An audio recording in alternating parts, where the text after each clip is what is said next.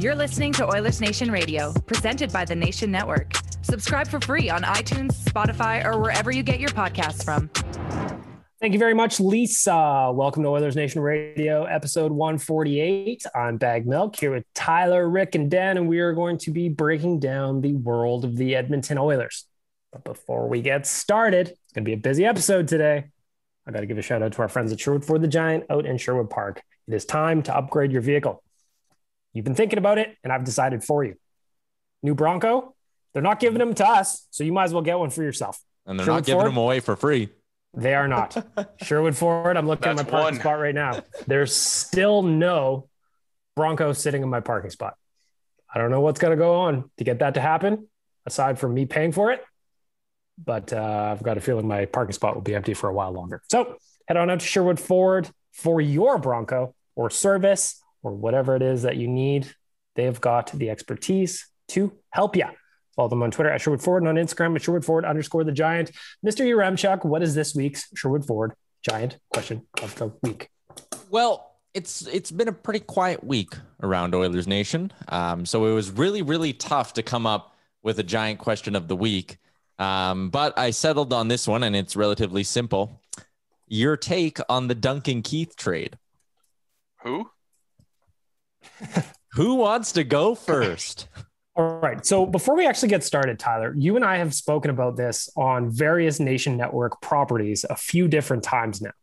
So that trade happened on Monday, right before we recorded Real Life. Before you give your take, has your opinion changed over the last 4 days? Has it softened? Has it strengthened? Has it hardened? Are you more mad? Are you less mad? It's softened a little bit, but that kind of happens with everything, right? Like I go through the process of being all in on it for a day, and then, my interest wanes and I start to go well, nothing left to do but just wait and see kind of thing. And that's kind of the mindset I'm in right now. But I think if I could sum it up in kind of 60 seconds here, and in bullet points even, I like Duncan Keith. This is an exciting addition. He will help the Oilers next season. Those things I'm pretty confident in both of them, that he will come to Edmonton. He will help the Oilers next season. We'll like him as an Oiler. But that does not change the fact that they gave up too much to get him and they're paying him too much. And in a cap world, heading into an off season where, you already don't have a ton of assets, and heading into a deadline next year where you won't have a ton of assets, you can't be overpaying in both salary and assets for a player that you should have had all the bargaining power in negotiating this deal. And the fact that you came away from it and it's a pretty clear-cut loss, again, not in the player you got a good player. I like Duncan Keith, but you just gave up way, way, way too much to get him. And again, he only really wanted to come here. There was no reason to do the deal when you did. There was no reason to give up as much as you did. And that's the frustrating part. And I get the sense that a lot of fans, there are people on one end who think, they got a bargain and Duncan Keith's going to play top pairing minutes, help win the cup. There's another side who thinks Duncan Keith, replacement level, can be buried in the AHL. He's dog shit, should never play here, right? There are people on both sides. I think most people kind of in the middle of this debate understand that, Duncan Keith, leadership, intangibles, all that stuff. It's good. That's good to have in your locker room. But you can say that while also going, Ken Holland kind of screwed himself here and made a bad trade.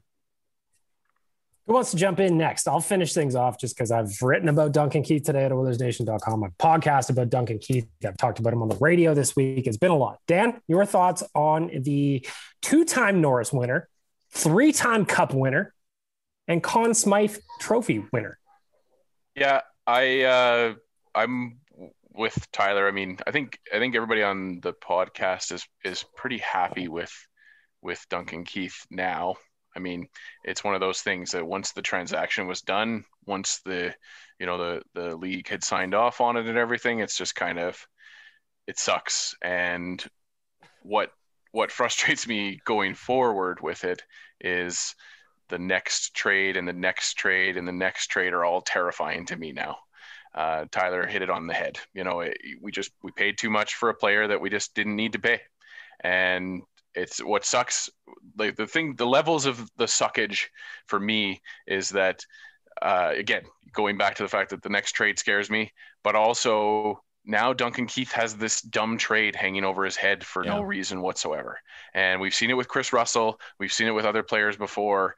You sign a contract, you get traded for a trend, like Adam Larson, another example of a guy that gets undue hate towards him because of the cost of acquisition for him that people just don't agree with. So, it is what it is. The trade happened. There's no undo button on that trade, unfortunately. But Duncan Keith is an Edmonton Oiler, and I'm super excited for that part of it. That's what I'm trying to look forward to, and I'm also super terrified about the next transaction. Go ahead, Rick. Rick, you've been the most positive of all of us on social media. Your thoughts on Duncan Keith? You know what? I do think it probably is a bit of a step backwards. I think it's a little bit too much to pay for him in terms of his contract value for 2 years. But I also don't think it's as bad as everybody's making it sound out to be. There's a value on what he can do off the ice. Okay, there's Connor McDavid. I can guarantee you isn't a fantastic teammate because he's going to want the best of the best at all times. He's going to be pushing levels. His intensity level is going to be through the roof. And I don't think a lot of guys can match that. That's why Connor is where Connor is. I think that a player like Duncan Keith is going to be able to just, bring the team up a bit better, have an opportunity to be able to talk to the players while Connor does his thing. He can help with the other guys. He's going to bring that intensity. We lost a guy in Matt Hendricks, and I know everybody likes to poo-poo what he did, but he was a huge part of the off ice. Okay, he made Connor feel great in the dressing room. He took care of things that Connor wasn't able to at the time. He had a huge role off the ice. Duncan Keith's going to do the exact same thing, and I think he can bring a lot more on the ice. You can look at the fact that Clefbaum's salary comes off, and I know everyone's like, you can't look at it and swap it, but it's only an extra $1 million and a bit, right? Who knows what you're going to spend to get that other defenseman there? Everyone said possibly could have got it for free though. But who? Keith, do you want? Like I think you had all the power. Better? Okay, and I agree.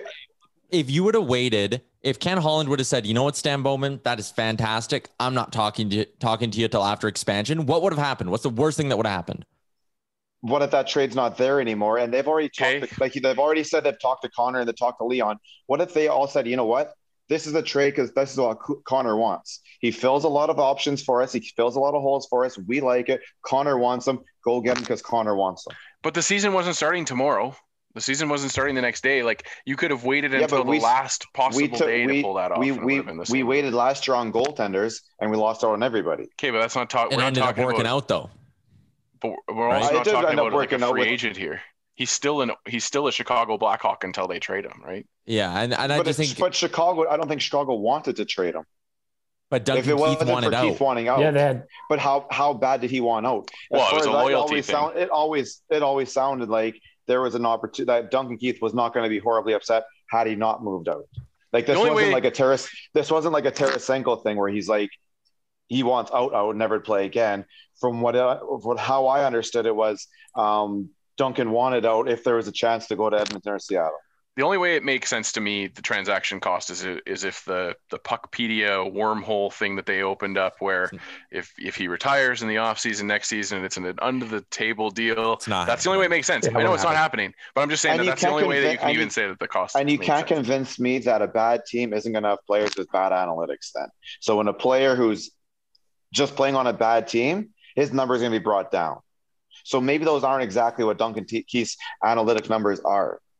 Maybe when you get him on a better team with better minutes, that's going to rise. I don't like analytics. He couldn't do what he did anymore in that position, but when he's not playing in that position anymore, but he can still bring a lot to what he does. The analytics don't show the fact that he wasn't around his kid for a year and a half, other than one visit. I'm not buying that though as a reason to hurt his performance. Weren't we using that there's a positive for Cam Talbot? Were we not using the fact his kids were around? Were we not using that for a people ripped Cam Talbot because they said he had to spend too much time with his kids. They said the twins were the reason why he couldn't play anymore. I didn't mean those people. I meant like us here. Like we were when he's got the kids around, it made him feel better. Like, so I guess something, but I don't think it's a huge part. but I do think it is something. When I look at the Duncan Keith move, there's the obvious talk that right now is being sold of the intangibles that he's going to bring, and he will. You know, the guy's won basically everything you can possibly win in hockey, and there's value to that. However, the bet made on that making a huge difference, as well as his performance declining on the ice, makes this a very expensive bet for the Oilers. 5.5 generally wouldn't be all that much. Yes, the Clefbaum money is going to move to the LTIR, but you still have to be cap compliant when the season starts before you move him. And you saved a bit with Nuge, and I don't think this was done as a one-off move. I do believe there's a blueprint ahead of, and that's where they could spend a little more here because this and this and this. Like, I do not think this is a one-off move. And he's like, look, now what? I think he's got a plan, and I think that's why it was done. It's the opportunity cost, $5.5 million. It's essentially you bought a truck in 2010 or whatever, and you're paying this payment in 2010 for Duncan Keith, and this is the player he was, and he was great at that time. But you're still paying that same cost for an asset that is not the same anymore. That's a problem to me. And we can't ignore the numbers just because I don't know how reasonable it is to bet on a player that just turned 38 today. Happy birthday, Duncan Keith. Yeah. I don't know how reasonable it is to bet on a 38-year-old player to bounce back. And yes, I agree. Playing with weaker, defensive partner, greener defensive partner, however you want to put it, and having lesser teams. Sure, the team wasn't that good. Well, that's fine though. But still, betting on a 38-year-old to bounce back is a very risky bet. And Rick, I'm with you, man. I think the analytics are going to improve once he's here in Edmonton. I do too. He's going to get better, but the analytics show he's like a $1 million D-man. I don't think that's true. But even if he bounces back to the level I think he's capable of at his age, I think the best he is, the peak Duncan Keith next year is probably worth about $4 million to you, which means that's fair. I said going in, I wouldn't pay more than 3. So I get it. Yeah. I think it's an overpayment. I am 100% on board there. Just the anti-Keith people he's going to be this, he's that, he's whatever. I don't fully believe that.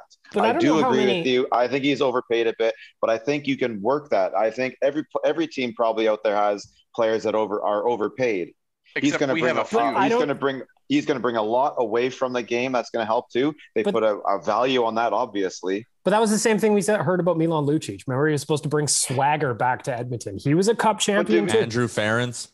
It's just I think the intangibles are way over. I don't think they're valueless, but I think they're overrated in what they actually do. If Duncan Keith, let's just follow this. Let's pretend that he continues declining, and I hope he doesn't. Well, obviously, I hope he doesn't because he's an Oiler now. We need him. But if this does happen, which would not be uncommon for people at his age, that's a big problem.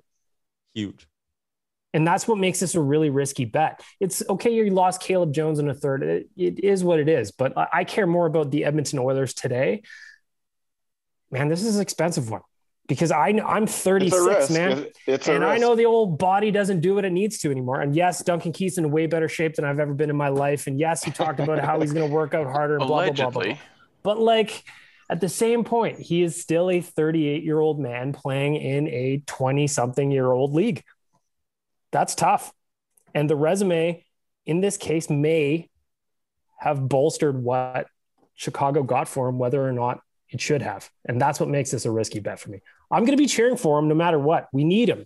We desperately need him to perform, but that doesn't take away. I just don't think it's that big. And I think the reaction on Monday was through the roof on one side, and that's scary. It's the first day. I get that. But even still, when you go 4 or 5 days later, it's still a bad trade. But I think most people, though, and correct me if I'm wrong, most people aren't upset about having Duncan Keith. Most people are upset about why couldn't you get Chicago to hold? I'm kind of with Dan in the sense that today it's Friday. We've never been in this position. Let him finish. Today is Friday the 16th. The expansion lists have to be submitted tomorrow. I don't understand why it had to get done Monday rather than just waiting Chicago out as they get closer to this expansion draft at the very least, because then they have to force either they protect Duncan Keith, they buy him out, or then you make the deal maybe a little bit cheaper. I just don't understand why it had to happen on Monday. At the very least, why not grind it out until closer to when we're recording right now? And the other element of it too is you get to see then you get to see who the teams bought out to get ready for the expansion draft. And, people can say that we weren't planning or nobody knew that Ryan Suter was going to get bought out or Yandel or anything like that. But the point is, you didn't have to make that transaction at that point. It's just, and that's just the plain and simple fact of it. Would you rather have Yandel than not Yandel, but I'd rather have Edler. So the addition of Yandel, the addition of Suter, that changes the value of defensemen immediately. Even if you don't value them more than Duncan Keith, there's more options out there.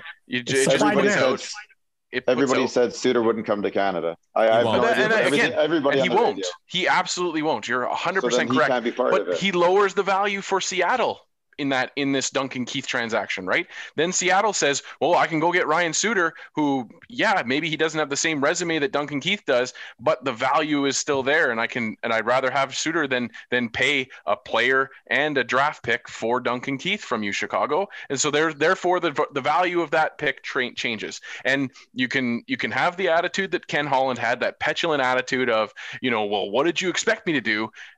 All we expect you to do is wait and get the best price for the Edmonton Oilers. And if that was Caleb Jones and a third round pick that could become a second round pick in 2 weeks' time, then that's the best deal the Edmonton Oilers could have. But the question marks that I have of the transaction are exactly what Bag Milk said. Why then? Why not the next day? Why not the next day? There's also the angle on that draft pick too. Like now that draft pick is conditional, those picks are locked up. The Oilers cannot trade those in terms of fishing at the deadline. And that's another problem to this. So go. I just think that this is an expensive bet. It's not I don't know that the upside, high danger. I don't know that the upside can match the actual bet put down on the table on this one. Because the intangibles are what I'm with you on the intangibles. I think Evan Bouchard will be a better hockey player because he gets to hang out with Duncan Keith. I believe that 100%. However, the ice matters. What happens on the ice matters. And I don't think it's fair to just be like, oh, well, he was in a bad team in Chicago. We have to ignore all of this data from the last 3 seasons. No one's ignoring all of it. I'm just saying it's not as bad as everyone's making it sound out to be. We've seen it with players through here before. We had bad teams and, they had bad analytics. We were sitting there trying to pump their tires while everyone shit on them for their bad numbers. They went off somewhere else to do something good. What would you consider that, like, let's say we go to the finals in one of his 2 years here and he is one of the top 4. Is that trade worth it then? Okay, but the problem for me is when I tweeted out after it was known that it was a conditional pick that could become a second, I said, oh, great, the trade can get worse because, if you have to tie up the second round pick, that sucks. But you have to give up a second round pick, that's a lot. And people are like, what the fuck are you talking about? If you go to the Cup final, the trade's worth it. And again, it comes back to relative value. If this bet works for Ken Holland, that is fantastic. If they go to the Cup final, that is awesome. And if Duncan Keith's a top 4 D-man, good. It's a good thing they brought him in. But at the end of the day, he requested a trade. He gave 2 cities. Edmonton was one of them. Edmonton was the only one bidding right now. And it just felt like every turn Ken Holland had to make a concession. If it was Jones for Keith straight up, would have loved it. Jones in a third for Keith at $2 million retained, would have loved it. The way it was when we first heard it, didn't love it. And then it's like, oh my God, Ken Holland had to take another step in this thing and add a condition onto it. Like the deal was just already an overpayment. Then it was like an overpayment on top of that. And yeah, if they go to the Cup final, that's great, but it won't change the fact that Ken Holland should have got him for cheaper. It's like if I go to a car dealership and there's a car that is worth $50,000, but I pay $90,000 for it. And people are going to go, you're an idiot. You just paid $90,000 for a car. But if I drive it for 4 or 5 years and it's good to me, I'll be like, well, what do you mean? Yeah, sure. I paid $90,000, but it's a good car. It's like, well, no, you still bought a $50,000 car for $90,000. Like my analogy doesn't change the fact you paid bad value. My analogy was similar. It was just like, if you're the guy that really, really wants a pizza and the guy who sells the pizza knows how badly you want it, but he can only sell it to you and says that pizza now costs $2,000. Are you going to buy it just because you want one and because it's there for $2,000? I don't think you do. I think you can wait. What if Connor McDavid said, I want Duncan Keith? Then you still don't make a bad trade. You don't make a bad trade. That doesn't matter. Connor, well, you had to pay extra to bring him in. Obviously, you had to pay extra to bring him in. Connor, we're going to try and do this for you. I think that Duncan Keith is a great player with great intangibles, but we cannot make a deal that will hamper this team's ability to get better. Well, and again, it's these question marks that you just keep adding to the conversation because of all the things that he didn't wait for. We're also assuming that these negotiations were as simple as you guys say they are. If they aren't, then you walk. If Stan Bowman said, listen, Ken, Monday is the last day that I will accept a trade for Duncan Keith, then you walk away from it. That's the way it is, Rick. It just is, because there's so many question marks. And the Daniel Nugent-Bowman question of him, man. The Daniel Nugent-Bowman question of him was a fair question because of all the question marks that Ken left. It's an old man responding to a question that kind of poked him in the ribs a bit. That's an old man's answer. It's a petulant child's answer. But like, it's an old man. We're going to do the exact same thing. But that old man is in control of a $500 million organization. I agree with you. I completely agree. But there's a whole lot of the old men in those positions through all the sports who have never actually tried to change their on-camera personality or whatever it is to become more of today. And but I think we blow it up on a hell of a lot. Well, except that we expect, and the general managers expect, the players to respond in kind, polite manners to the media members themselves. Well, I also like the thing that bothers me too is when Ken Holland he reverts back to Detroit in a time that you can't compare eras. He's like, well, in 1999, I traded for 37-year-old Chris Chelios, and that worked out. Okay, great. Chelios had Norris votes the year before. Chris Chelios had Norris votes that year. Duncan Keith hasn't had Norris votes in about 4 or 5 years now at this point. I agree. There was no salary cap in 1999. So go ahead and take all the bets on expensive vets you want. It does not fucking matter when your owner says, spend whatever. Let's win. We're the Yankees, essentially. I agree with you 1,000%. He should not be doing that. But at the same time, under the same rule, therefore, should people not be able to use the negatives on him from back then? The reason I think people are going to use the negatives on him from back then it doesn't have to be one or the other. Bringing it up over and over again. It's like, are you the GM of the Edmonton Oilers, or are you the GM of the fucking Detroit Red Wings? It was brought up well before he ever had anything to say. Like, as soon as the rumors were out there that he was coming here, or even like the day it was like tweeted out before he could have a presser, all that stuff came out. But I'm just curious when it comes to that. I understand it. I honestly don't believe he should be pumping his tires over that time either. But if you can't bring up that, then should you, in that same argument, not be able to bring up that stuff as a negative? Like, to me, that's just the way it has to be one or the other. You know what I'm saying? Like, I don't really know. That's just in my own head. I have no idea. I agree. He should not be able to be fucking bringing up his cap free era stuff. I agree. Well, it doesn't make sense to me that you're comparing, first of all, 37-year-old Chelios, 38-year-old Keith, they're two different people. So like, I don't even know. The only thing that's in common with them is their age. And again, to answer the question, high pedigree, but yeah, sure, the high pedigree and all that, fine. But like, it's still two different eras, two different players. The only thing that's in common is the age. To answer your question though, if he's going to keep bringing up the success from 25 years ago in Detroit, that's fair. People are going to keep bringing up how he fucked up so many contracts before he left. Well, and he's not. I mean, the other part of that is he's not answering the questions. Like it's not just to say that, yeah, he keeps piping up about his previous experience. He's asked fair questions that, yeah, maybe they're a little bit tough to have to answer, but like us sitting here asking the question, why didn't you wait until after the expansion draft? What GM does answer these questions? Jarmo Kekalainen. So answers a lot of his criticism. He didn't acquire Duncan Keith at this time. No. So he didn't ask him that exact same question. But like I don't know, like it's just that's Rick's reaction to that. We can go to the ends of the earth on that one. But it's like, to come back to a question you asked earlier, Rick, you know, what happens if the Edmonton Oilers make it to the Stanley Cup Finals with Duncan Keith in the roster? Well, what happens if the Edmonton Oilers were able to make it to the Stanley Cup Finals and win the Stanley Cup Finals because they had Chicago retain half of the salary and they signed Gabriel Landeskog to play with this team? Like we could go hypothetical until the end of time. The reality is the transaction bringing in Duncan Keith changes their entire summer. They can't bring in the wingers. Taco Den. Exactly. It's a great question. We should do that. We can bring back Coombs hypotheticals. But for me, the real hard tangible truths about this deal is it happened too fast, and therefore we have Duncan Keith at a full cap hit that causes a bunch of issues for the summer that was supposed to be the summer of Ken Holland and the Edmonton Oilers. And now it's all over because we're spending $2 million too much. But the conversation has changed now. Unfortunately, it has. No, it hasn't. Yes, it has, because we were talking about. There's the opportunity cost. He's had a plan to go out and do things. He's had a plan to go out and do things. There's also been talks about Cassian being able to be traded. There's talks summer is not over right now. And because he spent $2 million too much, maybe 2.5 too much on this player per year, maybe that's what it is. The summer's not over. Doesn't mean we're going to suck for the end of time. Like, everyone's making this out to be like, oh my God, right? I saw someone say we're not going to make the playoffs next year. Come on. Yeah, this is ridiculous. The problem I have is like, the opportunity cost of that $2 million is a middle six winger at this point.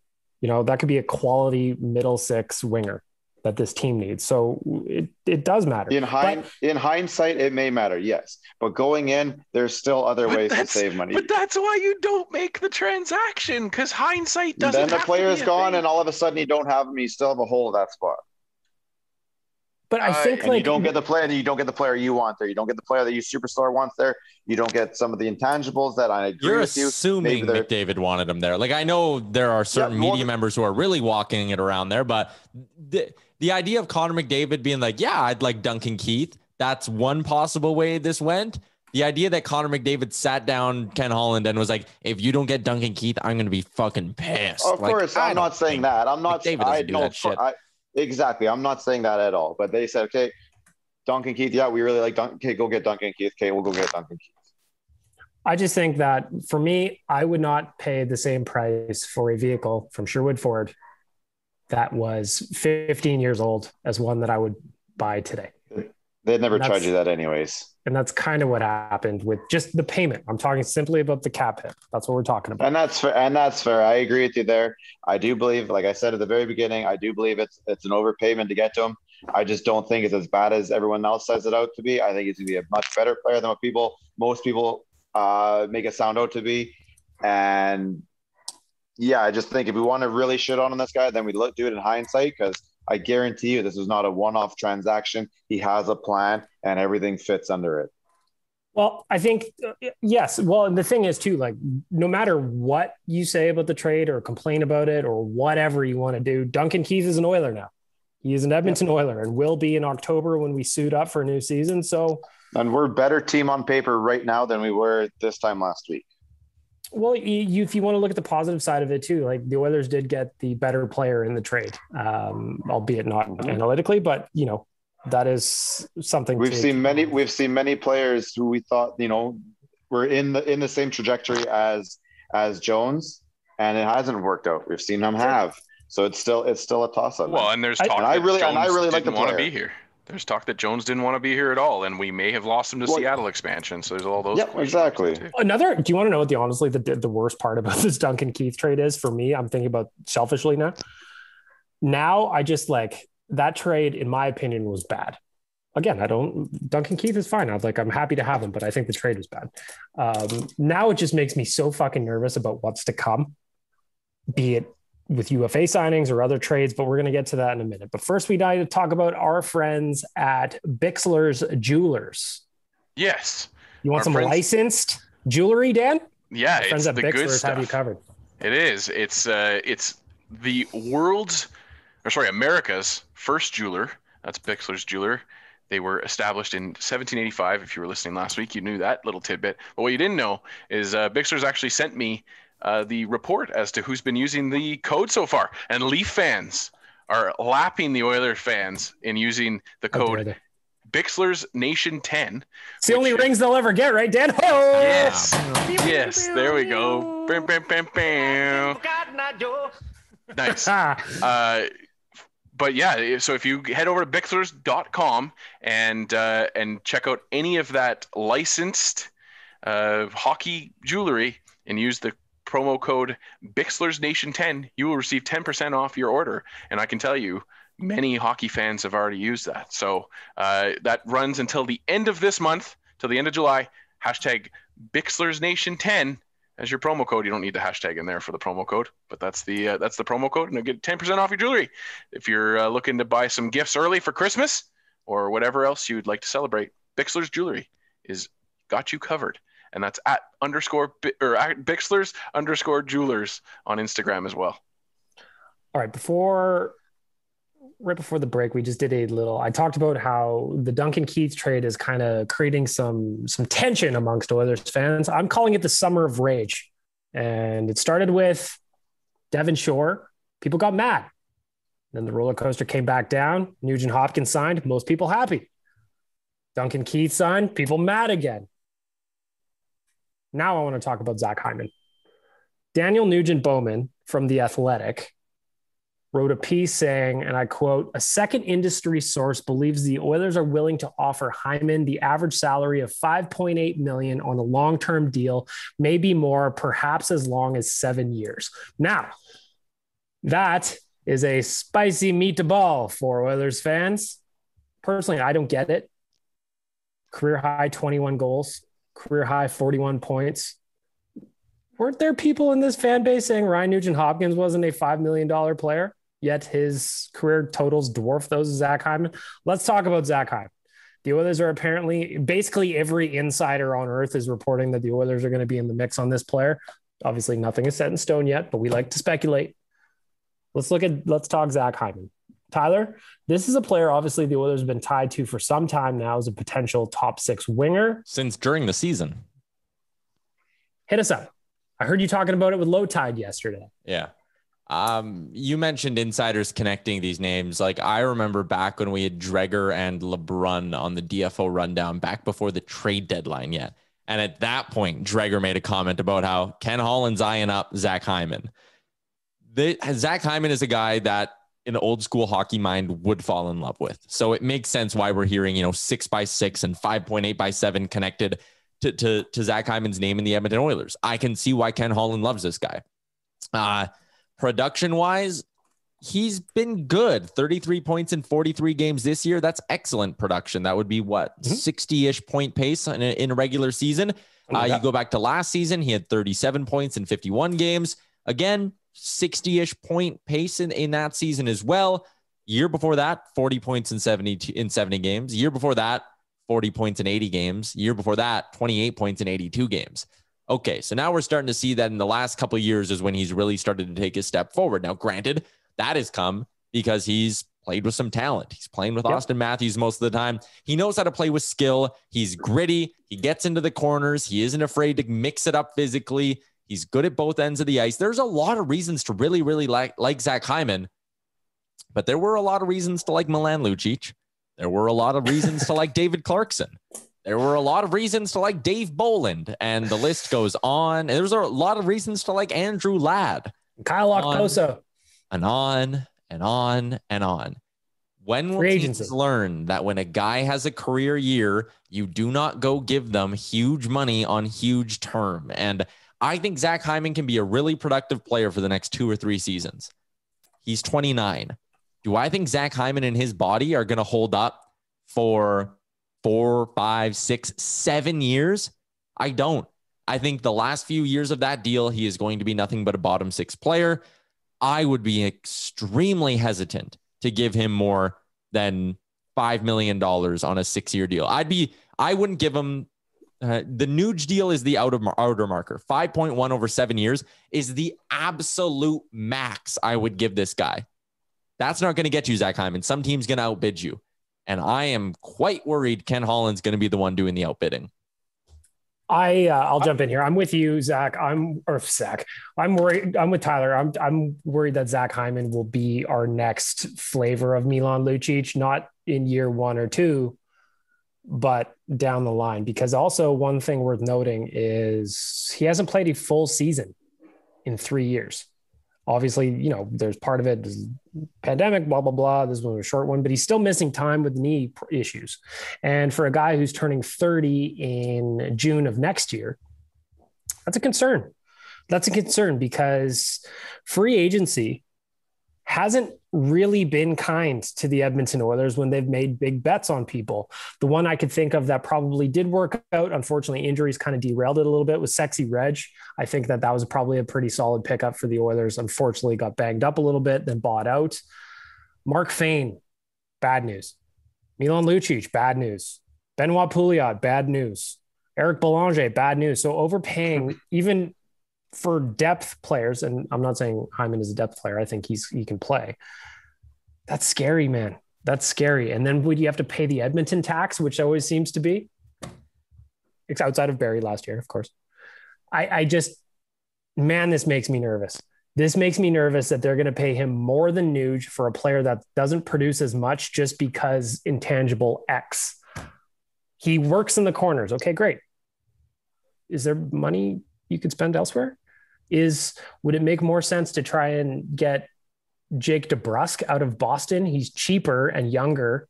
You have to trade for him, mind you. Would that make more sense, especially if they're trying to finalize Taylor Hall on a new deal? Would it make more sense to go spend a little bit more on Gabriel Landeskog if you're worried about a guy who can muck it up in the corners and play physical? I don't know. But this one makes me nervous. Rick? I'm not horribly nervous. I don't think he's shown anything as an Oiler in terms of signing bad UFA contracts.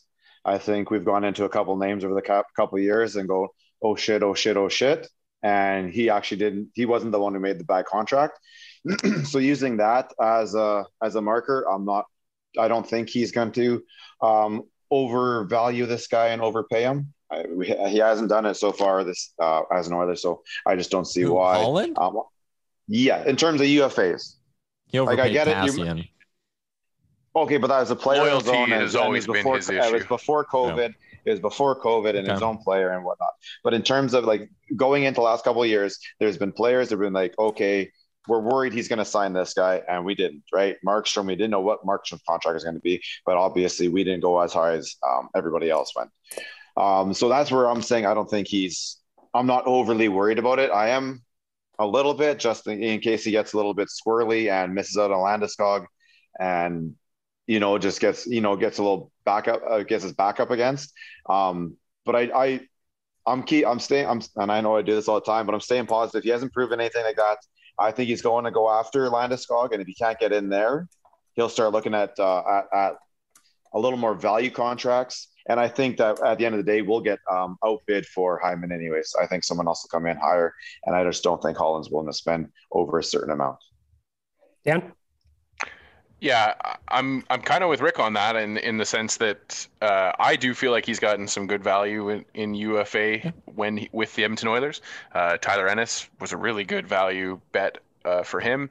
Even the one that failed in Kyle Turris wasn't really that big of a deal that it sunk us or anything. But yeah, I don't know. It's just that natural dread that creeps in, I think, in the Edmonton Oilers fan base a little bit, where there's just a thought that, when you hear Edmonton is the top bidder for Zach Hyman and the numbers in that $6 million range, that is just a horrible signal to send to a guy like Ryan Nugent-Hopkins, who you just ground down in negotiations allegedly, and then you go around and you turn around and sign a guy that just doesn't have the same resume as you to a bigger deal. It's just, I don't know. It is troubling. I really hope that it comes out that we're also a front runner for Gabriel Landeskog and a front runner for Dougie Hamilton, because we're talking to all these guys, and that's good by me. But yeah, I think it's just nature, or by the fact that the Toronto Maple Leafs opened up the negotiation rights to Zach Hyman. I think that obviously you're going to come into him and say, hey, we're willing to talk to you, kind of thing. But yeah, I don't think we could even make that trade anyways. If somebody trades for his rights, I don't think we could make the best offer. I wouldn't even bother trading for his rights. Like, if you think you can get him, you wait. Yeah, that's fair. But I wouldn't be horribly surprised to see some, especially when they said they opened it up. At that point, I was like, well, I think if someone does come in, there's no chance we can overpay because our second and third are gone. This situation, to me, with the Leafs opening up his negotiation rights, just seems like they're doing a favor to a player. Like it's not like the Dougie Hamilton situation where it's like, you feel like Carolina is still competitive in that conversation, and they just kind of wanted to have Dougie show himself, what the market. I think Hyman will probably give Toronto the last opportunity to try and match or anything anyway. Do we know? So, I mean, the speculated numbers that Hyman has turned down in Toronto, has that come out at all? There was a rumor that he turned down 40 million or around 42 million on an 8-year deal. So that would be what's the quick math on that? 42 divided by 8, 5.25. So that was a rumor, at least. You know, is he looking then for 40 million over 7 years with another team? That would be around 5.7 or 5.8 million dollars on a 7-year deal. So that would make sense. But I would imagine that, he would probably go back and give the Leafs the last crack at it, given the fact he's a Toronto boy. And I don't see Holland given that type of term. Yeah, but here's the thing. Do.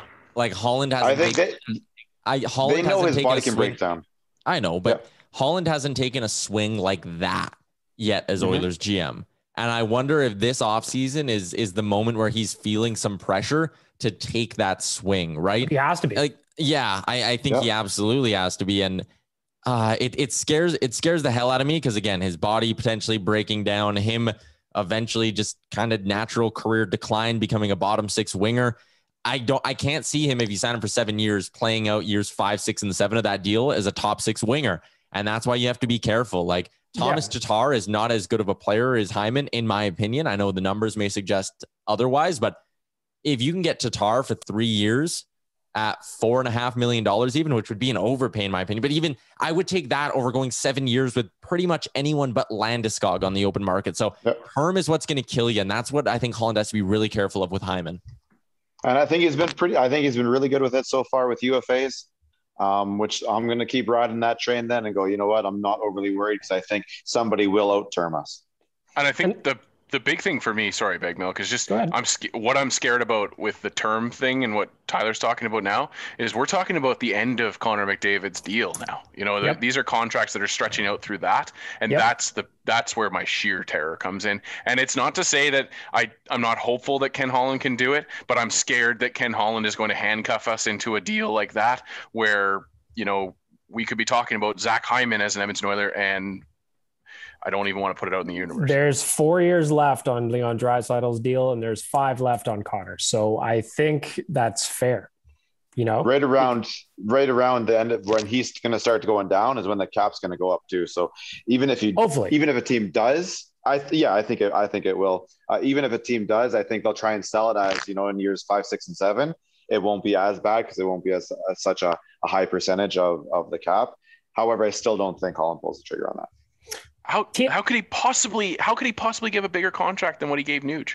I just don't know how he could justify that. Well, and how could you like Dan, you brought it up earlier, Dan, where the reports were for months Holland was grinding down career Oiler Ryan Nugent-Hopkins, fan favorite, generally productive player outside of last season. I'm with it, but like, and then give somebody who's less productive more money in free agents.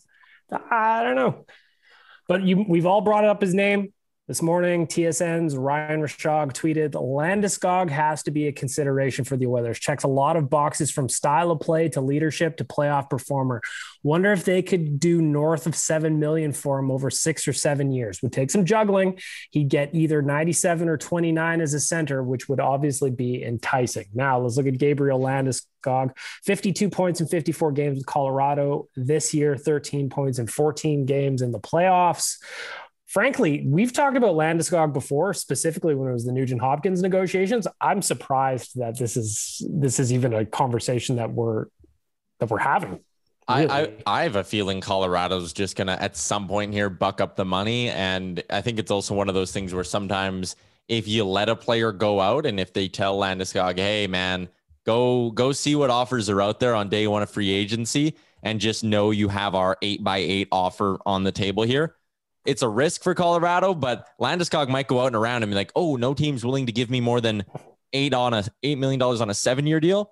Back to Colorado I go. I have a funny feeling he ends up in Colorado. Joe Sakic, I think he's too smart to let this guy walk. And there's his captain, you know, he was drafted 2nd overall behind Nugent-Hopkins. I mean, it would be fun though for the Oilers, wouldn't it? They'd have Nuge 1, Landeskog 2, Larson maybe 4. Hey, let's just collect the whole draft. Why not? That would just he'd be such a dream fit. Absolutely. Landeskog would be the guy that just imagine him beside Connor. That would get me excited about a new season. Again, where it's just, it would also mean a bad contract would have to leave. Yeah, you would definitely be talking, right? Like it would be double positive there. In order for it to go, there'd need to be some sort of money. We'd probably lose a pretty good draft pick or something coming up, or even like a prospect. But one of our bad contracts would leave. The Neil buyout would have to happen for sure. The rumored, we're going to talk about it in a minute, Koskinen trade that Gregor said is possible would have to go through. Like, they would definitely need to shake some money out for sure to get Gabriel Landeskog. But like, to me, if he's willing, if he's interested, do it and then make it work. He's the only free agent. This is including Taylor Hall that I'd be willing to go seven years with. I think Landeskog's the only one. Yep. I would love it. I don't think it's realistic. I'm with Tyler. I think he ends up back in Colorado. I can't imagine they let their captain walk away for nothing in free agency, especially with how good that team is and starting to come together and all the pieces they have. It'd be very surprising to me, but man, would he be a great Oiler. Yeah. By the way, why is he Swedish and speaks better English than me? I don't understand it. It's very confusing since the day he was drafted. Landeskog, very confusing to me. Basically, didn't he grow up in Kitchener? He's like Draisaitl, right? Yeah. Like Draisaitl's got good English because he's been living in Canada since he was like 15. Another rumor that has come up. This one's from the 31 Thoughts, maybe 32 Thoughts podcast. Are they going to have to change that? I don't know how that works. Elliot Friedman was just speculating. By no means is this anything other than speculation, but he kind of implied that Mike Smith is looking for 2 years on an extension with the Oilers, whereas the Oilers only want to do 1. I don't want to be negative here, but like, I can't imagine any scenario where you give Mike Smith a 2-year contract, right? You just can't, man. Like, I agree. Like last year, he was, he was everything we needed. And we were kind of I think all of us, unless maybe Rick was more positive about Smith coming back, but like I was dead wrong about Smith last year. Me too. And I was worried. At some point, he's going to fall off, like he is not Tom Brady. He's not going to be good till he's 41. And I just don't know why you can keep making that jump.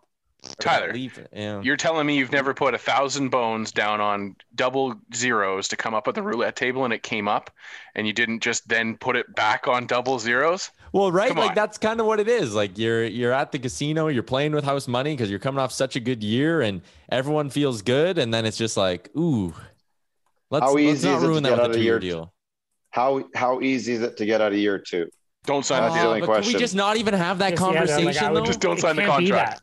That's Otherwise, the easiest way. If this is what the route that Holland's taking, it's like, again, this is just pure speculation. Obviously nothing's happened, but like if he's signing extended contracts to people that don't deserve them in terms of age or, in Hyman's case, like just he's a worrisome UFA, blah, blah, blah. Is this just signing deals as the next GM's problem? That's what it looks like to me. I just don't see how you can sign Mike Smith to 2 years and feel good about it. To answer your question, one of the second years at one point, the second year is at whatever, when you put him down in the AHL and it's off the cap. And it just, what, it made him happy. He signed here. You're good. You got that sealed up. You go out and find your number 1. Go find another guy that wants to sign for a year then. Nobody in the NHL is giving Mike Smith 2 years. Somebody else, though. Nobody in the NHL is most likely right. 2 years. You're most likely right, but you would never be surprised. I would be very surprised. He's going to go to UFA. If he goes to the UFA, you never know. By all means, go to UFA, Mike Smith. Are we seriously going to get all that bummed out if you're to make him feel better about himself? No, that you're going to bring him in, and the second-year contract is completely able to get rid of. What other team is going to give him a second year? There's no way. The New England Patriots. What about loyalty? Who cares? I don't give a fuck. I'm building a good team. The last time the New England Patriots won a Super Bowl, they signed a tight end every game day, and then they cut him the day afterwards. And then they'd sign him, and then they'd cut him. And he was in limbo every single time. Sports is a business. And so the NFL this feel-good nonsense. Non-guaranteed contract. That is but this exactly. That it would be a different person. Let's give Mike Smith a 14-year contract if it's not guaranteed. I would go. But at a guy with you're okay. Yes, you're okay with what the Patriots did. Why, if Mike Smith wants 2 years, then sign a 1-year contract. You're okay with doing what the Patriots did. This isn't the NHL contract. You're okay doing that to a human being. The reason I was bringing up that analogy, Rick, is to try and show you that if it helps them be successful, then so be it. It is what it is. It's in the rules and in the contract there. If Mike Smith thinks that he's a good enough Oiler goaltender for 2 years, sign a 1-year deal and then sign your 1-year deal next year if you've made it worth it. Again, I'm not disagreeing with that. I'm just saying if it's the second year is able to get rid of it, then walk away. Then I don't think it's that big. But if you're looking at a contract, the best part of the second half of it is that you can get rid of a guy, then there's probably not a good contract. It's just to keep a guy who's been around for a couple of years happy. You're doing something nice for a person who's been in your team for a while. But being nice doesn't mean shit in the standings, though. Yeah.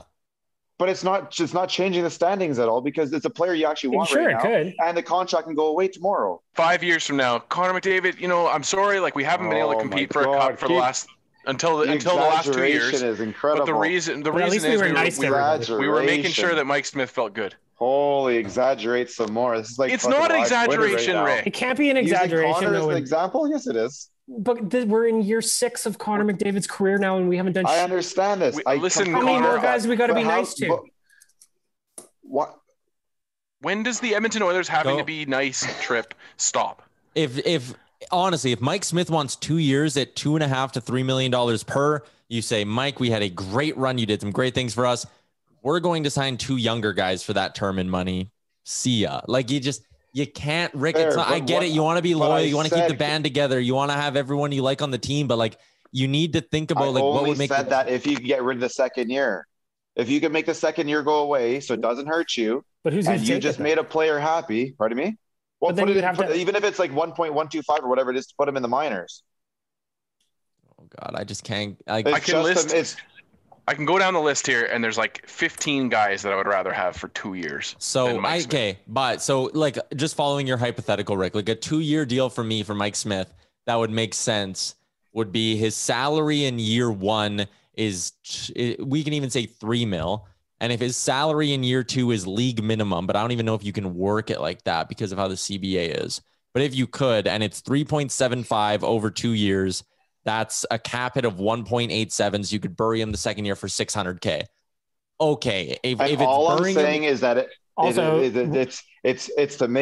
a feel good player that's been around that done some good for your team already. It's good for the locker room. The players like him. He can go feel good with his $47 million in career earnings. Yeah, that too. Hire him as your goalie coach. I don't know, man. It's this Rick, I'm all with you. What the bat is. I'm with you on the Duncan Keith stuff. Also, his last don't see what the bat is. His last contract had a no movement clause, so he couldn't even bury him in the minors. No, and that's fair. I completely get it. That's his last one. But the only way I'm doing this is if somehow you can get to that second year in case things don't go well. But the point is that there's goalies out there that are way better gamble than you're gambling on Mike Smith. So you don't even want it. So you don't even want him for 1 year then. I would. Oh, he's coming back for 1 year, but sure. I think he's coming back. That's where I think he's coming back for 1 year. Okay, then I don't see why everyone's getting so mad at me. That's the goodwill he earned. Yeah, 1 year. He earned 1 more year. Okay, but the second year can just be swept under the carpet anyways. But it's hard to make a contract that way. And I agree with you. But if you can do it, that's the only what I'm saying. But then everyone's like, no, you don't do that for a good player. For just to do it. I think you don't do that for a 40-year-old player. You don't gamble. But to me, there is no negative to this. You're taking them for 1 year. You're okay with them for 1 year, and in year 2, it could be swept under the carpet. But if he has a bad year this year at 1 year, then he's not our problem anymore. If he has a bad year this year and he's still our problem next year, but it gets swept under the carpet. It's not an issue though. But so does it if we lose him to free agency, quote unquote. Never mind, you don't understand. It's okay. I do understand, but it's one of those. These little transactions, these minutia transactions that sink the ship. And that's what we talk about. We look back on it. The Kyle Turris transaction on its own, not that bad, and it isn't that bad. But when you compile that, now we got to get rid of that second year, actually. Right? But that's exactly it. And it's those little mistakes, quote unquote, that you make, they add up.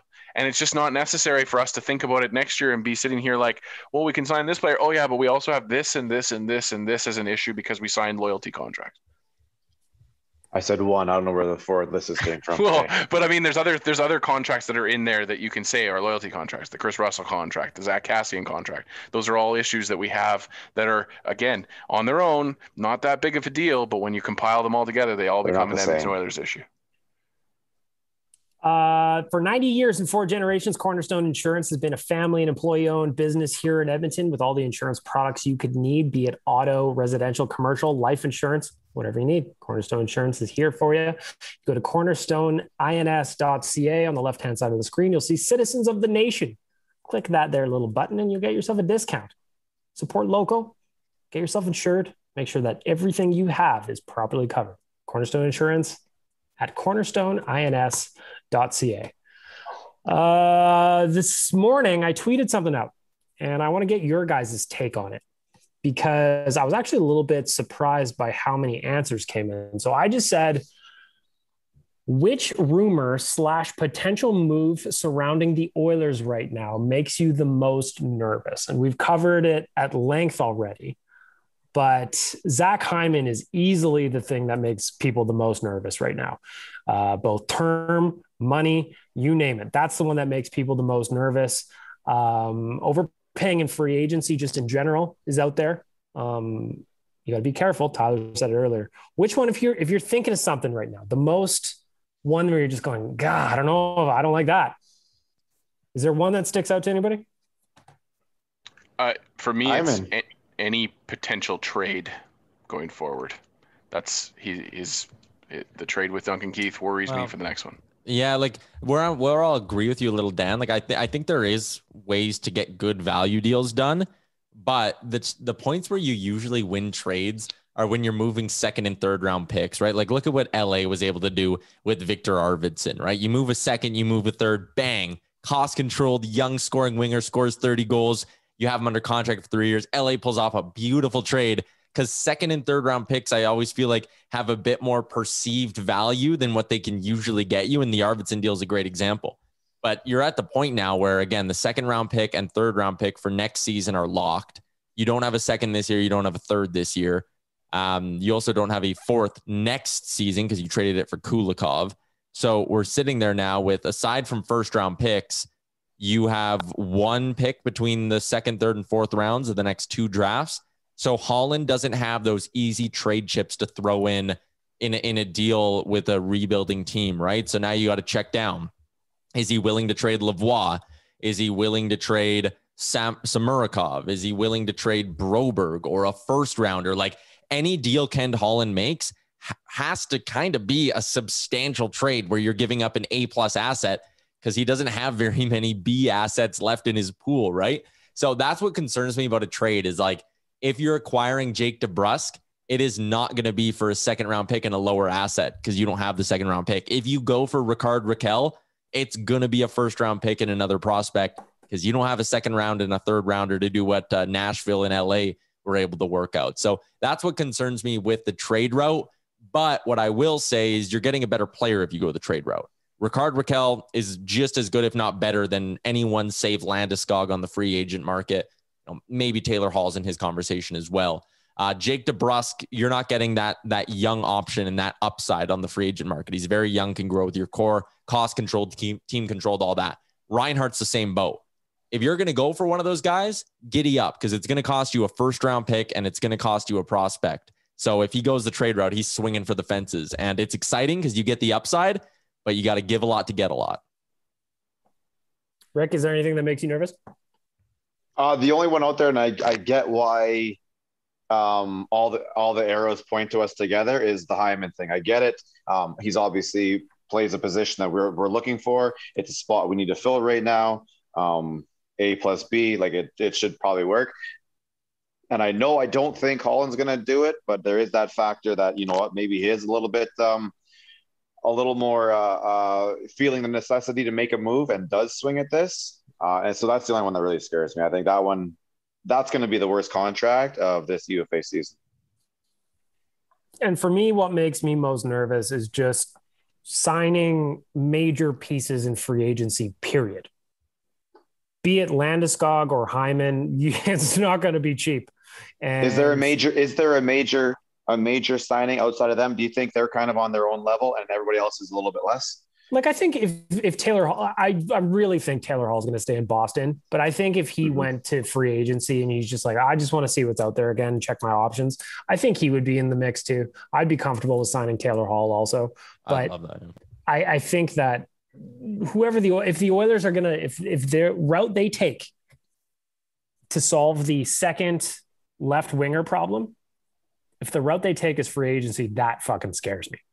Because that's just an opportunity for another Milan Lucic type situation where you just have to pay a lot in both money and term to get a guy who may work for a year or two, but maybe not beyond that. So I would rather, to be honest, trade a first and a prospect to get a younger guy that's cost controlled that can grow with the group. If it's a Rickard Rakell, I would way rather take that route than try and sign Zach Hyman and hope that 30-year-old Zach Hyman can be Zach Hyman when he's 35. Yeah. You know, that's what makes me nervous.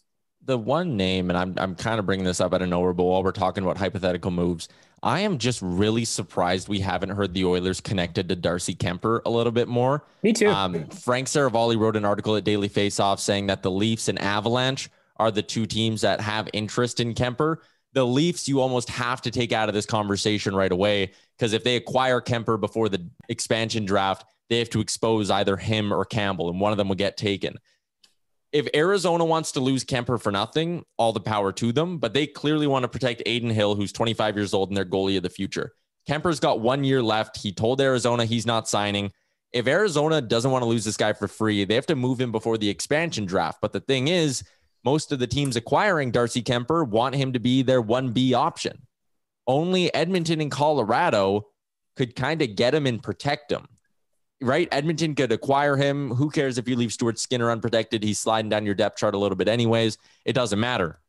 I can't believe we haven't heard more about this. And I wonder, as we creep closer to the deadline, if there'll be a chance for Ken Holland to call up whatever his name is in charge there in Arizona. I forget, Bill Armstrong or whatever. I wonder if there's a chance to call him up and just say, I know you wanted a first round pick for Darcy Kemper. Maybe we can build out a bigger deal here, or maybe you're willing to give him up for cheaper, because the last thing you want to do is lose this guy in expansion for nothing. And I don't know if there's a team out there that's a slam dunk to take Darcy Kemper before the expansion draft. Yeah, you know what? And this goes back to the Mike Smith conversation. I think Mike Smith's going to be back here on a 1 year contract. But if you got Smith and Kemper as your duo, I feel pretty good about that. I think that's a really, really good duo. You got one guy in Mike Smith who you know can probably handle at least 25 to 30 games for you, and you have a guy in Kemper who, when healthy, usually has like pretty close to Vezina caliber numbers. So if you can get Kemper at $4.5 million, or like I said, maybe it's a bigger deal. Maybe you are parting with your first round pick in this trade, but it's like, fuck, I hate throwing out hypotheticals, because if it gets clipped and posted online, I'm gonna have people yelling at me. But like, yell at Tyler all you want. Tyler Yaremchuk. But this always happens. I remember once someone like wrote a whole article about like an off the whim trade proposal I made, and they were, God, this guy's a fucking moron. He doesn't know what he's talking about. He wants to give out this many assets for Taylor Hall, and it's like, holy shit, people, calm down. It's like an off the cuff thing. But my like off the cuff proposal would be the first round pick, Raphael Lavoie, Koskinen at 50% for Kemper and Garland. You want to give up Raphael Lavoie? Fucking idiot. Arizona would never take, like, whatever it is. But you know what I'm saying? Like, can you massage a bigger deal that has salary going back? You're giving up your first and a prospect, but you're getting Kemper in another piece. Maybe it's Christian Dvorak is that other piece, or however you need to make it work. But I keep looking at Edmonton and Arizona, and there's a fit here. And no Trina's oil. It's not Kemper or not Koskinen for Phil Kessel. People keep saying that's a rumor. It's not a rumor. But I wonder if there's something there between these two teams. Is there anything that would entice you to take Phil the Thrill Kessel? Absolutely nothing would entice me to take Phil Kessel. How dare you?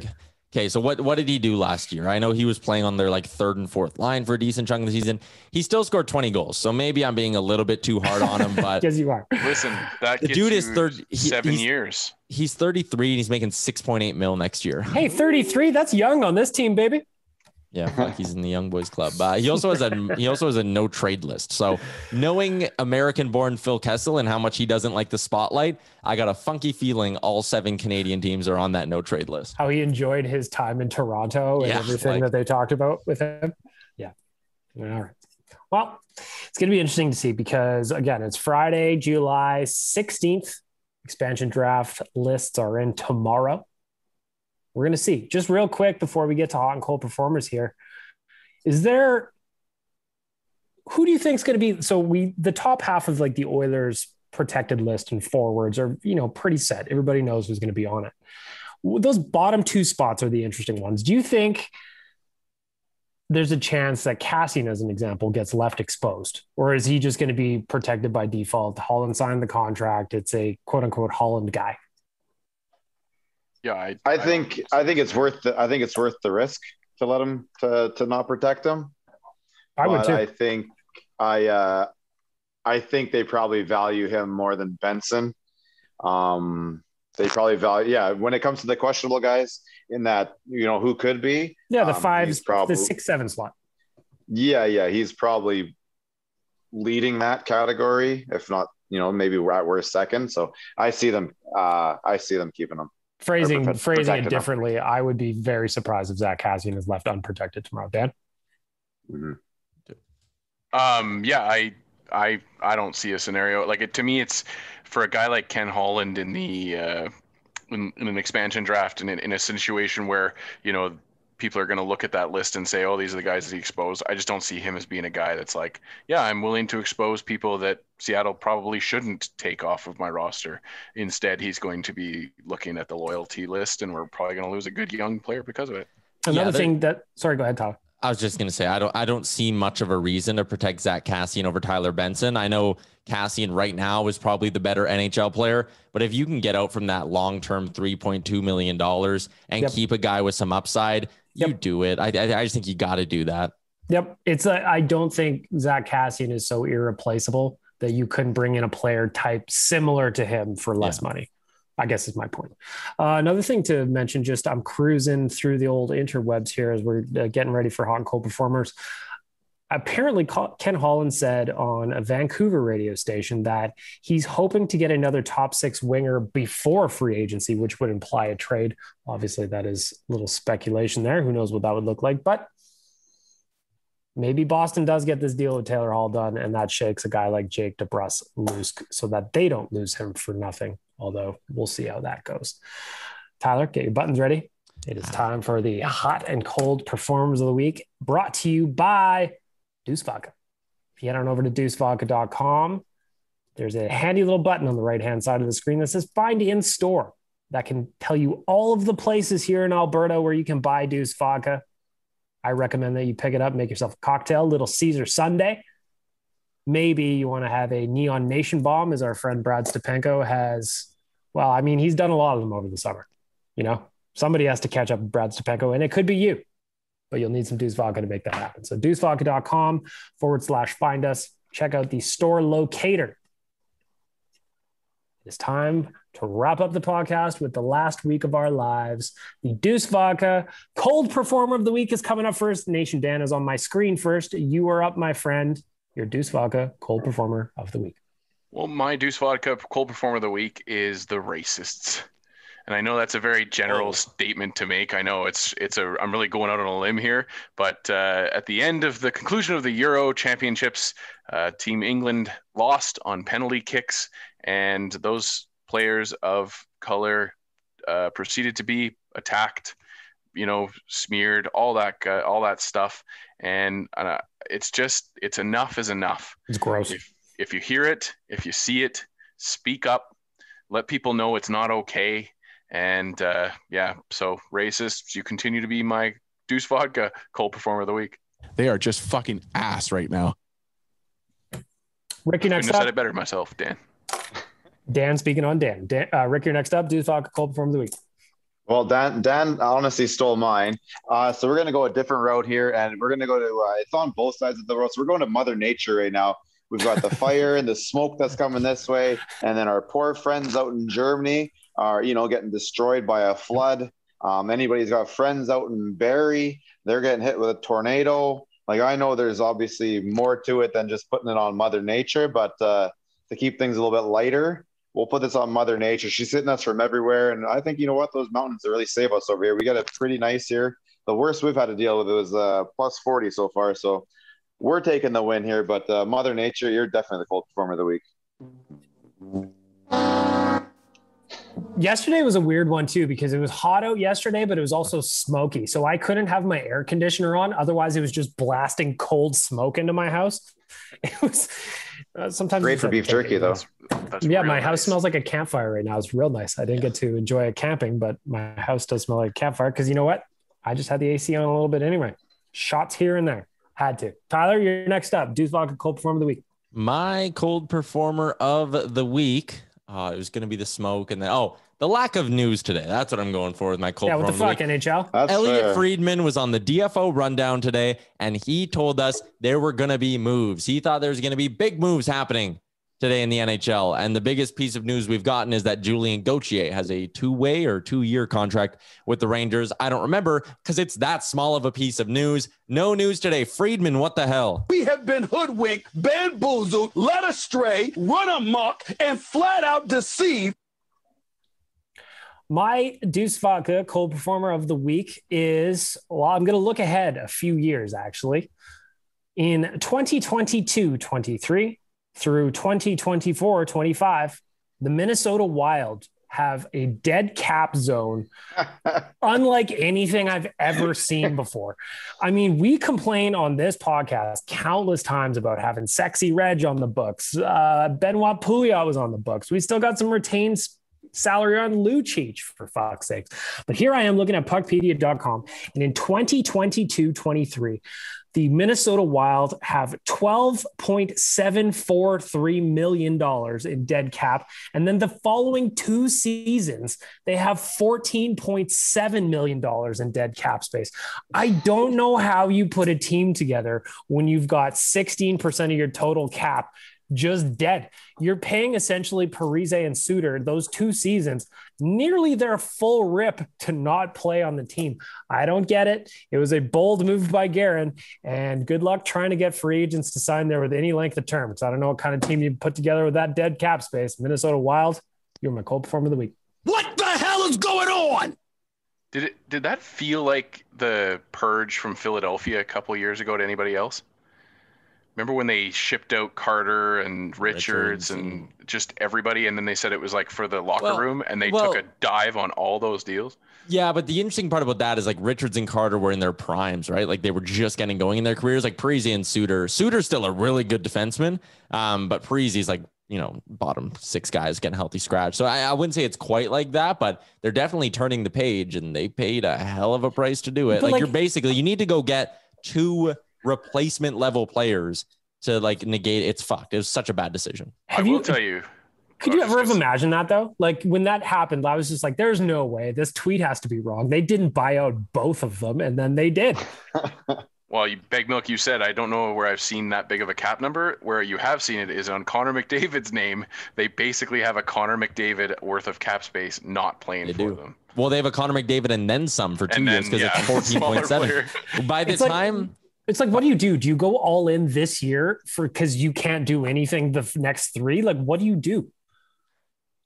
I don't get it. It really makes no sense. And right now, like we talked about this, I think it was on Real Life the other day. I'm not sure where, but let's flash forward to that year, or let's just say, let's skip through this year and get to next offseason when the Minnesota Wild will only have $26 million in cap space with 9 players on their roster, though. So you need a 23-man roster. So with 26 million, they have to sign 14 players. Now, let's take it one step further. Let's say that Kirill Kaprizov, let's say he signs a bargain short-term deal for $7 million a season because they need to get Kaprizov done. You can't play without him. So that means you're already down to, Yaremchuk doing math, 19 million for 13 players. You need to sign basically a roster of replacement level PTO guys just to squeeze it under the cap. And on top of that, they're talking about going to get Jack Eichel. So if you get Kaprizov and Eichel, you'll have $9 million for the final 12 players on your roster. How do you do that? It's going to be a shinny game. When you go and like play late night shinny and only a line and a half of your team shows up and you're just on the ice the entire time. That's what the Minnesota Wild are going to look like in 3 years. I guarantee it. It's almost like, again, I talked about making this the next GM's problem. It's almost like Bill Guerin's making this the next GM's problem. 8 years of dead cap space. Like That's nuts. Think of how old we'll all be. Will we still be doing this podcast when Guerin and Breeze and Suter come off the books? What's worse, Rick DiPietro's contract, guaranteed contract, or that cap space hit? The cap space hit, because sure. DiPietro doesn't hurt their ability. Doesn't hurt your ability to, operate these. Although my favorite one is Tyler. What's that guy's name? Bobby Bonilla. Major League Baseball. Bobby Bonilla. Yes. Bobby Bonilla. He's getting paid. He's getting paid 100 years now. Yeah, just to like 20, 30 something. Yeah. Now, every year on Canada Day, that one comes up, and it always makes me laugh. All right, flipping the ledger. Hot performers of the week. Tyler, you're up first. Hot performer. I like to use this segment to talk about some other sports. And if you know me, I am a diehard professional golf fan. So I'm sitting here watching the Open. And after 2 rounds, we got a couple of Canadians up in the top 20. Shout out to Mackenzie Hughes, who had a great run in the last major as well. Shout out to Corey Connors, who is always at the top of the leaderboard, it seems. One day, one of these Canadians are going to win a major. I can smell it. It's coming. But Mackenzie Hughes and Corey Connors, for their opening 2-round performances at the Open, they get my hot performer of the week. Cash money. Rick, you're next. Deuce Vodka, hot performer of the week. Well, Tyler just stole mine again too. Mine was for the late night guys. It gives me some sports to watch all through the night. Like it's teeing off at like 11:30 p.m. for us late night guys. This is fantastic. I will spin mine and we'll keep it in the city, and we're getting real close now. We're 3 weeks away or something like that. But Elks training camp, CFL, we're almost ready to roll here. It's been a long time without. I've got my season tickets. I'm ready to roll. I can't wait for that to get going. So just watching the boys out on the field, putting a team together, and a very good looking team, I think. So I think it's gonna be a good year. I just want to get out there, enjoy some Friday, Saturday nights in the sun watching football. So let's go Elks. Oh. Hey, if you're talking about little clips that we would love to see, that's one of them, please. That's good stuff. I have a question about the CFL. So obviously they didn't play last year because of the pandemic. Did they extend training camp this year? Did you hear what happened to the Riders? Yeah, four guys with ACL. in a matter of hours. That is all doing the same drill. Insane. Are you kidding me? After the third guy, why didn't the coach go, you know what, guys, let's just take the rest of the day off here? Good. So, did the CFL, though, extend training camps, though, as a result of that? Not really, I don't think. There's no training camp, there's no exhibition. Maybe a bit, I guess, because they don't start till August 5th weekend. They still got like a month or whatever. Yeah, so maybe a little bit, but it's a shorter season, too. There's only 14 games this year. Yeah. And the Grey Cup's being played in December? Hamilton. Yes, I believe that's what it is. CFL coming back, though. That's good news. I am looking forward to, you know what? I haven't been to an Elks game in forever. I want to go to one this year. I'm looking forward to it. Dan, you're next up. Deuce Vodka Hot Performer of the Week. Well, my Deuce Vodka Hot Performer of the Week, actually, I reached out to people on my timeline and asked if they had anybody that they were thankful for. And our friends over at Oilersnation Germany did reach out, and they said that they would like me to give the first responders in their fair country, which, as Rick mentioned, is going through some terrible flooding, destruction of houses and homes and cities and towns and all that kind of stuff. So the first responders in Germany, you're my Deuce Vodka Hot Performer of the Week. Put some respect on my name. Just to wrap things up here, my hot performer of the week is the NHL in July. Who would have ever expected the NHL in July to be as spicy as it has so far? We haven't even really got going yet. We've still got the expansion draft yet to come. We've got the regular draft yet to come. And we've got free agency yet to come, all before the end of this month. And the takes have been spicy. I'm calling it the summer of rage, because no matter what goes on around here, people are going to be upset about it. And it is going to be entertaining to watch. So July in the NHL, the news cycle around here, my hot performer of the week. Woo! Friday, baby. Yeah, let's celebrate Friday. Woo! Yes, I agree. Also, as we're wrapping up, I want to remind everybody about the Oilers Nation Open that's coming up on August 26th. You can go get your teams in at nationgear.ca. Also, if you're a fan of the Real Life podcast, the boys are doing an auction to golf with Tyler, Chalmers, and Jay. So that's for a group of 2 of you. You'd be the only fivesome on the course that day. But we're going to do an auction to get those last 2 spots, raising some money for Gregor's grads. Tyler, where are we at so far in the auction? $500 is the leading bid right now, but you're getting a lot with that. So it's for you and a friend. You get to load up at the Pint. You get to take the bus out to Cougar Creek. You get to golf with myself, Jay, and Chalmers. The money goes to charity. You get your dinner after. We're going to have like a bunch of really good kind of booths and vendors set up around the course. And if you win this package, trust me when I say Jay and Chalmers, not me because I'm cheap, but Jay and Chalmers will take care of whatever kind of beverages you happen to be buying on the course. So, you know, it sounds a little pricey, but then you start factoring in booze or pop or Gatorade or food and all of that. And you get that going. You're like, pretty good deal. And you get to, you know, hang out with me, which suppose whichever way you look at it is either negative or positive value. And you get to play hooky from work on a Thursday. Yeah. Why wouldn't you want to? Right. Head on over to nationgear.ca if you just want to enter a team, or Nation Real Life on Twitter and Instagram if you want to submit a bid for the auction to play with the boys.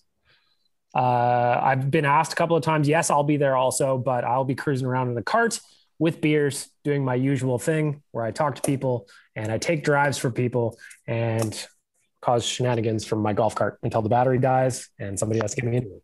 That's how it goes. From our friends at Sherwood Ford and Bixler Jewelers, Cornerstone Insurance, and Deuce Vodka, I'm Bag Milk with Tyler, Rick, and Dan. This is Oilers Nation Radio, episode 148. Subscribe, tell your friends, and leave us some reviews. I looked, nothing fresh to read today. Did we get any voicemails, Tyler? Most of them were for real life. I think we did get one, but it was more of a question, so we would have had to dig into it earlier. And also, enjoy this episode today because it is going to be the last one with Tyler for a week or so. He's going on holidays. Yeah, we'll see. Depending on how much news breaks, I might get too itchy and I might want to hop in next Friday. So you never know. That sounded very ominous, Bag Milk. Yes, because we will. Last one with Tyler for a week. Yeah, should have just ended it with that. It's the last one with Tyler. It's the last one with Tyler because Dan and I are burying him in my basement in my Buffalo Bill cell. Put the lotion on the skin, Tyler. That's it for Oilers Nation Radio. Have a great weekend, everybody. Shout out Caleb Jones. Best wishes. Thanks for listening to Oilers Nation Radio, a member of the Nation Network of Podcasts. Make sure to follow us on all of our social media to stay up to date and never miss a podcast.